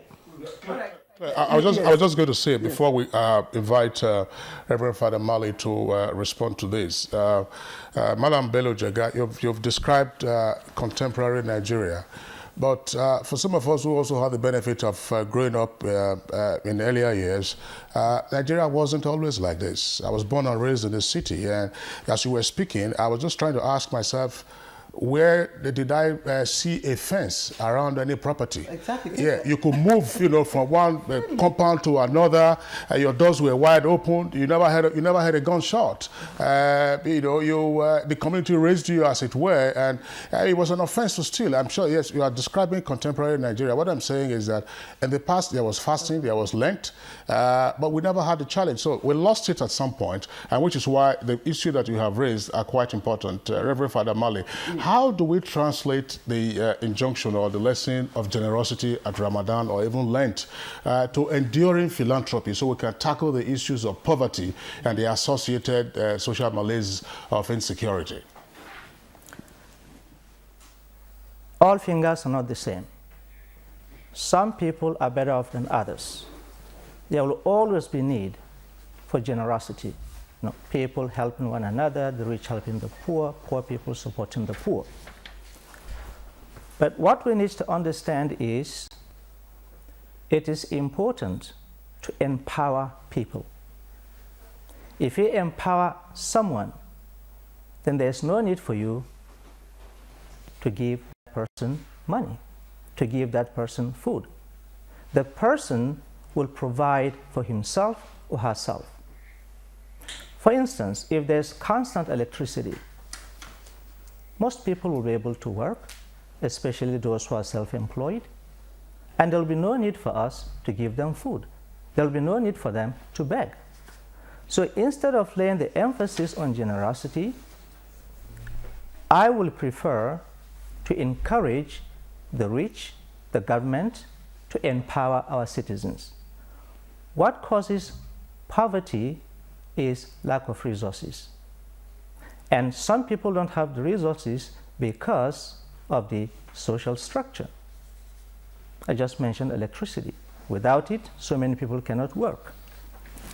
So to translate the lessons of Ramadan, charity, to our society, we need to have consequences for actions.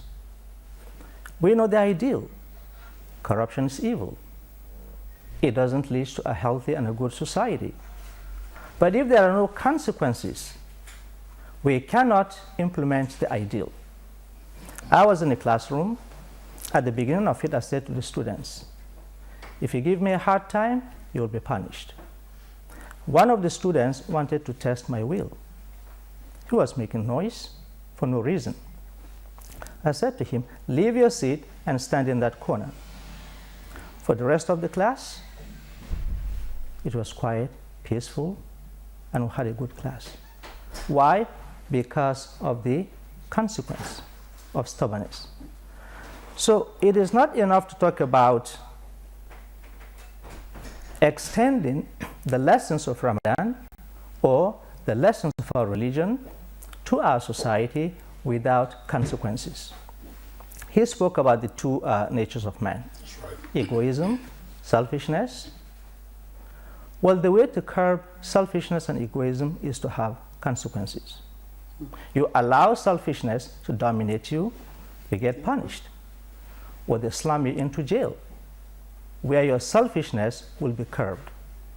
So yes, generosity is good. The lessons of religion are good. But I think we need to emphasize action, consequences. You do wrong, we send you where you belong. All right, Reverend Father, thank you. And Islam and Christianity are agreed on so many fronts. Also on the issue we've just talked about, generosity and charity. I think it was the book of Colossians, that enjoins Christians to have bowels filled of generosity and charity. Also on the,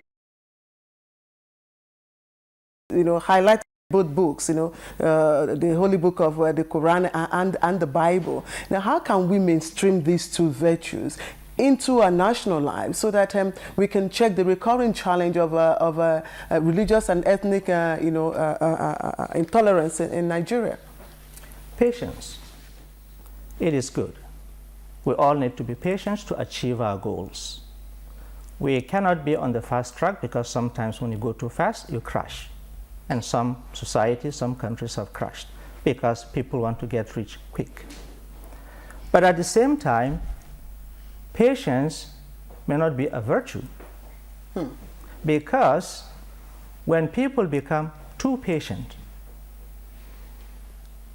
corruption continues, the society will continue to decay, and instead of getting angry, instead of doing something about the situation, the people will continue to be patient. So from that perspective, I don't think patience is a virtue. Sometimes we need to be angry. I remember Nelson Mandela when he was young. He said he was angry. He didn't like what was going on in his country. He hated apartheid. Because he was angry, because he was impatient, he did something about it. And today, apartheid is dead and buried in South Africa, to some extent. So patience is good, but up to a point. When you get to that point, I think people need to be angry, people need to act, people need to do something about their situation. Where do we cut the line between patience as a virtue and patience, as a vice? Because there are a particular group of people in the country right now that are quite angry about the system. For them, this is not the system that they want, and they are doing things, about the system in their own way, of course, which the larger society does not recommend. So where do we draw the line? Think about the Arab Spring. The Arabs were ruled by dictators for centuries. Finally, they said, enough is enough. We are not taking this anymore. Some of them organized their people to throw out their dictators so they can have democracy. So the Arabs reached that point of no return. For a very long time, they were patient, they were tolerant, but then they said, this is not working anymore because these dictators remain in power. Our society is not catching up with the rest of the world. So to me, the turning point is when your society is not making progress, when people live in fear, when there is so much corruption, when people feel insecure, that is the turning point, because clearly patience is not working. We have to get angry, not to go after one another. I don't believe in violence or bloodshed, but Nelson Mandela's kind of anger, the anger that propels people to action, action that will lead to a great nation. Okay, Reverend Father Mali, thank you very much there for your elaboration. Let's return to Madam Bello Jega, again focusing on the two traits of humanity, selfishness and egoism. Now, these traits are usually tamed during Ramadan, of course, and also during Lent. And we're not making a comparison here. I'm wondering, what, in your opinion, in contemporary Nigeria, leads to the resurgence of the selfish trait in man after a season of denial? Father has talked about the absence of consequences for conduct, but in a peculiar circumstance, what, in your opinion, drives it so that a man or a woman, and women are also very good at it these days, who steals from the public purse, decides to be generous, decides, okay, this isn't, I won't take anything, but subsequently, it's back to the wayward ways. What informs this kind of conduct, and how might it be tamed? Thank you very much. First of all, I think it has to do with understanding the real reason for even fasting. Because when people don't even understand why they are fasting, and they undergo this spiritual journey for over a month, and after this spiritual journey, and you return to your evil self, that means the spirit of Ramadan and the lessons of Ramadan have not really passed through your body system. And there is a tradition reported by the Holy Prophet where it was reported for him to have said that after the fasting season and a person or a woman return to her evil self, it means her fasting has not been accepted by God Almighty. She just wasted her time and got through the process without achieving any result. So the essence of when you look at it from the point of view of Ramadan season is that this self-denial, self-restraint and sacrifice is supposed to build a linkage between you and God. And these are periods where prayers and supplications do come place in order for people to change the evils of their own self. And secondly, like I said, evil and evil people become victorious when the system allows evil to strike. Nigeria is not different from any other country that is making it. But the only difference between Nigeria and other countries is that irrespective of your position in the society, if you err against the law will take its course. But here we are in our own society today, when certain politicians who have deprived their people from having the good things of life and also underdeveloped their state, being persecuted for corruption, you find people raising some political gimmicks, saying that they're either being witch hunted or what have you. And the guy who stole so much money will mobilize these resources to hire the best lawyers and the best people, civil societies and pressmen to launder his image as someone who is good.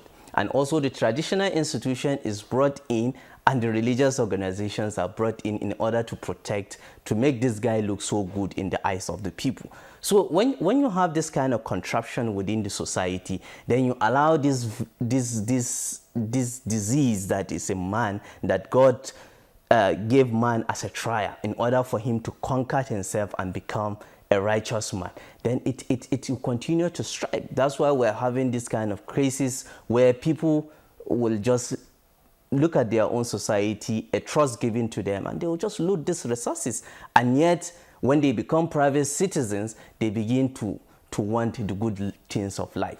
So as long as the society and the social system are not ready to face this evil, and also the system is not ready to punish anybody who go against the law, then we'll continue to have this system, because it's natural in man to be greedy. It's natural for man to be selfish. But if there is a system that checkmates this is excessive, then man will be forced to conform to the lay down rules and regulations and allow the process and systems to work. But if these systems are not there, definitely, and recently with the recent election we're seeing and the processes that is leading to the transition we're seeing some kind of deterrence in the political class, and the political class seems to be watching their steps and watching every move they made, because there seems to be a system that is intolerant to these evils and corruptions that we have. You just touched, on a question I was going to pose to you, to the transition. Let us look at the timing of the month of Ramadan. Very, very significant. Again, like you said, it coincides with a turning point in the history of Nigeria, when, of course, a new political dispensation under President Muhammadu Buhari, and the president had called on Nigerians to not to relent in their prayers for a return of peace, love, and prosperity. Malam Jega, how can the month of Ramadan, be used to usher in this new era of prosperity? Yeah, like I said, the month of Ramadan is about overhauling of the whole system of humanity. It's irrespective of whether you're a Muslim or we're talking about humanity now. And undergoing this journey of restraint and overhauling, supposed to, at the end of the Ramadan, we're supposed to see a new generation of Nigerians who are very spiritually sound, who are also morally sound, who are also pious, who have also sympathy in their heart. And at the end of every Ramadan season, or during the Ramadan season, you could see the air of spirituality in our daily lives, where people every evening or afternoon go to tafsir program where they listen to sermons. And I think we are the most religiously charged society in Africa, or if not all over the world. But part of our challenge is that how does this our religious teachings and religious adherence translate to the proper man that's supposed to guide the society and also guide. Very well noted, Malam Bello Jaga. That's the point I would like Father Mali to also respond to. Father Mali, I know that you already laid the groundwork for your response by indicating that actions must also have consequences. Right. But who controls the consequences?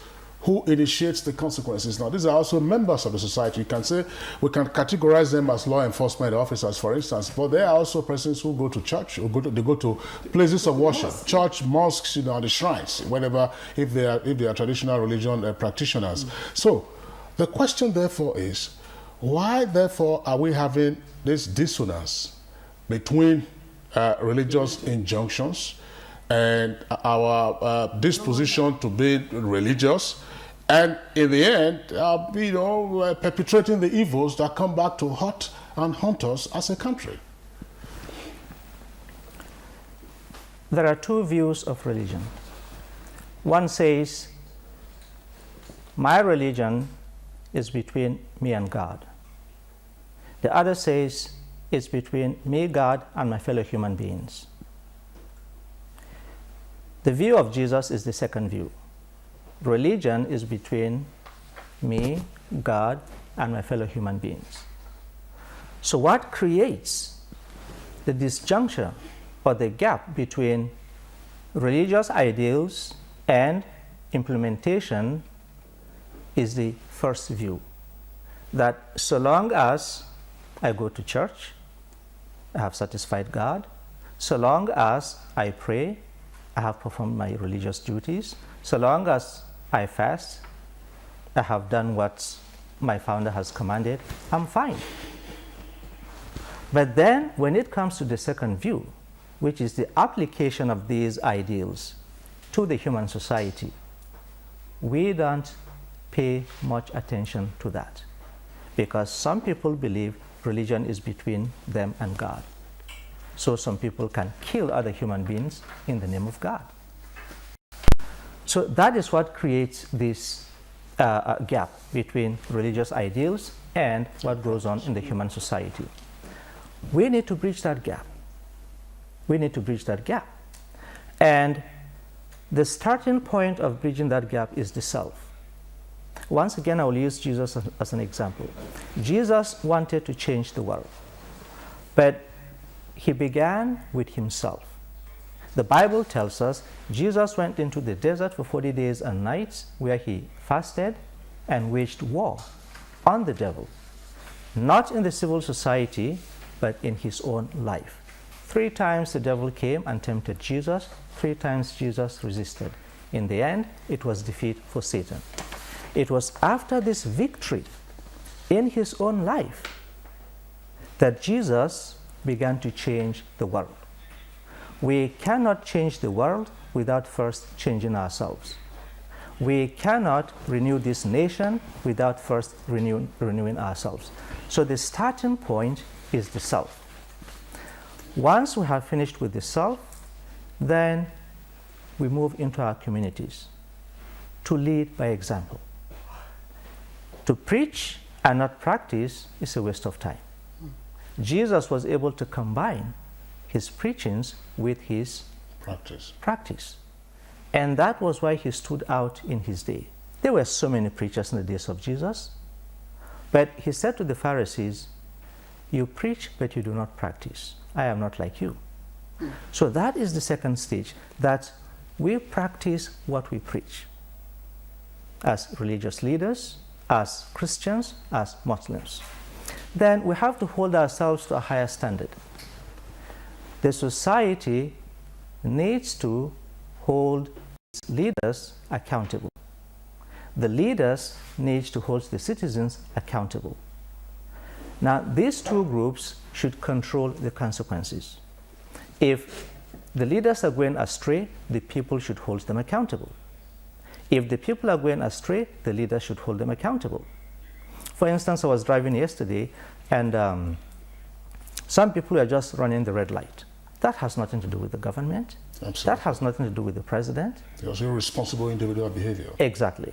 So now the government should hold these individuals accountable. We do have people in power who are very corrupt. The citizens should hold them accountable. So these two groups are responsible for the consequences.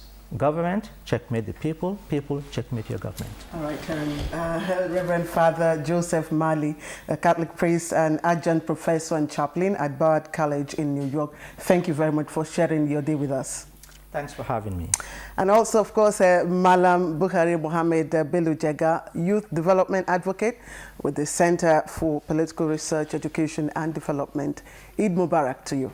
Mubarak to you and to all Nigerians, and we hope the spirit of Ramadan will be in us throughout the season so that we can have peace and security. Thank you. All right, thank you very much there. Now, Greece has received a financial lifeline from the European Central Bank for emergency funding, and this was after the country agreed to the terms of an international bailout. Namdi Odupo is standing by with details of this and more on the foreign scene.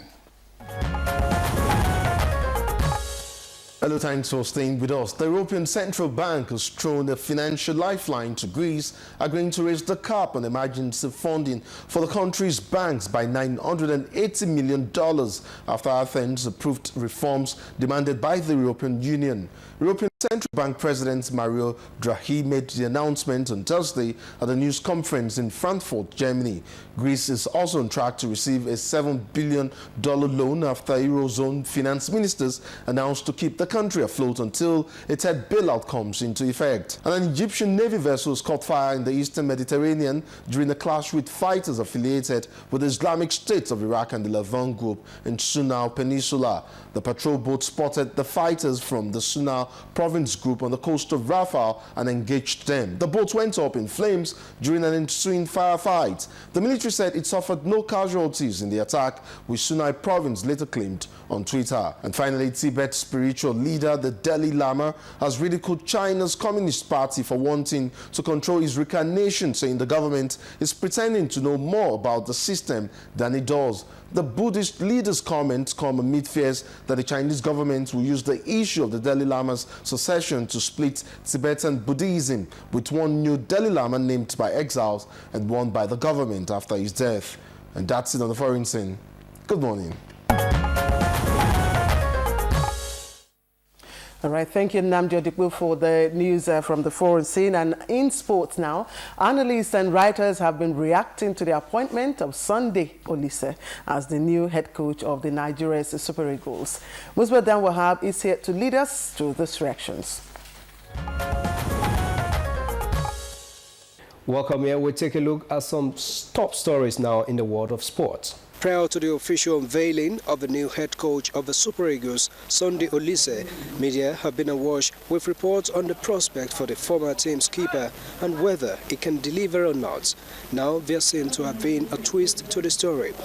Following his unveiling and speech, Olise may have convinced some of the sport writers about his capability. Now the challenge is this: can Olise make a difference? I believe he can. Because even as a player, he made a difference on the pitch. As a coach, I believe that Sunday is going to bring some new face to the national team. With Shaibu Amadou at the back as technical director, there is a base for him to rely on. So I think for once, I think we're getting it right. I was there when Bora was unveiled, Bora Milutinovic, 98. I was there when Lagabak was involved, Tigres, many of them up to Keshi. And I know that all of them had come with their mind, let's go and work. But what are they working for? Or what are they working with? They didn't tell us. Now he has defined the super egos he wants to handle. That is the first step of a man who wants to succeed. We want to believe that he will work. What you need to succeed, like what I've seen, is determination to want to work. He has the basic knowledge. He's gone. He has a coaching certificate. With the fact that he has not even coached at a very bigger level. But with that credentials and that, I believe I don't want to conclude and say he will go there and just do wonders. Let's just give him some time. Let's not put him under pressure. And that's a quick one from the world of sports. Do enjoy the rest of the program. All right, thank you very much there, Musba Odan Wahab. Claire, I was wondering, just one point of observation. I could see that at his unveiling, his jersey, Olise 15, was it being recruited as a player or as a coach? Anyway, let's take a look at the weather report for major towns and cities for the rest of the day. Good morning, and thank you for joining us on today's weather forecast. Due to the advanced movement of the ITD to about latitude 18 degrees north, a lot of the convective systems are located outside the country, leaving a lot of places under rain-bearing conditions. And for today's weather forecast, we expect some isolated rains to preside over areas around the inland of the southwest and the coast of the southeast, while everywhere else will be cloudy.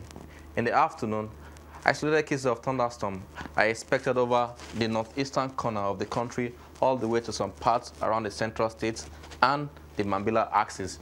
The inland areas of the southwest and the southeast would have some isolated cases of rainfall. And for maximum temperature forecast for places in the country, let's take a look at the graphics.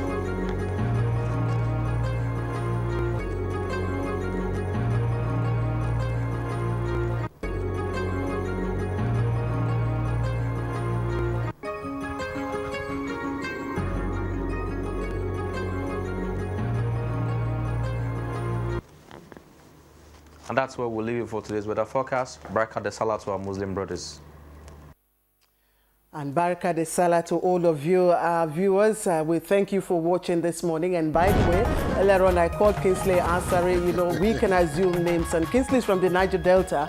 And a common name for a Muslim man, you know, from the Niger Delta is Ansari. Of course, we know the Alhaji Mujahid Ansari Dokubo. He's from the Niger Delta. But Kingsley, you're not a Muslim. No, I'm not a Muslim. And Ansari Dokubo, Ansari is from Kalabari. I'm from Benin Kingdom. Okay. My name is Kingsley Osadolo. I'm not Asari, by the way. I would like to thank you for being with us on the program today while wishing you a lovely celebration of Eid al-Fitr. Barka de Salah one more time. The program Good Morning Nigeria ends now, but we'll return on Monday, same time, 7 o'clock in the morning.